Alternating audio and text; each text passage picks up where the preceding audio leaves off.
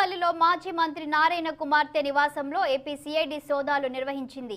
మాజీ మంత్రి నారాయణ రెండో కుమార్తె నివాసంలో ఏపీ సిఐడి సోదాలు చేసింది. హైదరాబాద్ మాధాపూర్ కొండాపూర్ శరణి నివాసంలో సిఐడి అధికారుల తనిఖీలు చేశారు. మనీ రూటింగ్ కు పాల్పడి అమరావతిలో భూముల కొనుగోలు చేసినట్లు సిఐడి అధికారులు గుర్తించారు. దాదాపు 146 ఎకరాలు కొనుగోలు చేసినట్టుగా పక్క ఆధారాలతో గుర్తించి సోదాలు చేస్తున్నట్టుగా సిఐడి వర్గాలు వెల్లడించాయి.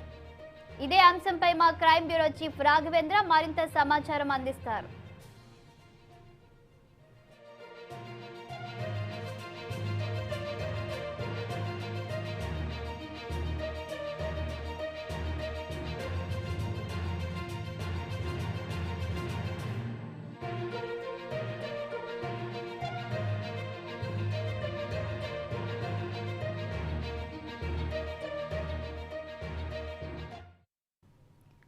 ఇక ఇదే అంశంపై మా క్రైమ్ బ్యూరో చీఫ్ రాఘవేంద్ర మరింత సమాచారం అందిస్తారు.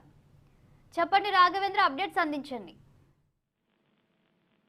ఏపీకి సంబంధించిన మాజీ మంత్రి నారాయణ కూతురింట్లో ఏకకాలంలో ఏపీ సిఐడి అధికారులు సోదాలు కొనసాగిస్తున్నారు. ఈ తెల్లవారుజాము నుంచి కూడా నారాయణ కూతురింట్లో కుప్పల్లి, అదేవిధంగా గచ్చిబౌలి, షేర్లింగంతో పాటు ఇతర ప్రాంతాల్లో కూడా ఈ సోదాలు కొనసాగిస్తున్నారు. మొత్తంగా కూడా దీంట్లో గతంలో అమరావతి భూములకు సంబంధించిన విషయంలో దాదాపు 143 ఎకరాలకు సంబంధించిన భూములు కొనుగోలు చేసిన విషయంలో ఏపీ సిఐడి అధికారులు ప్రత్యేక దర్యాప్తును కొనసాగించారు. గతంలో కూడా ఈ సోదాలు కొనసాగాయి. ఈ రోజు తెల్లవారుజామున ఏకకాలంలో ఏపీ సిఐడి బృందం వచ్చి ఈ సోదాలు చేస్తుండడంతో ఒక్కసారిగా వాళ్ళందరూ కూడా అవాకైనటువంటి పరిస్థితి ఉంది.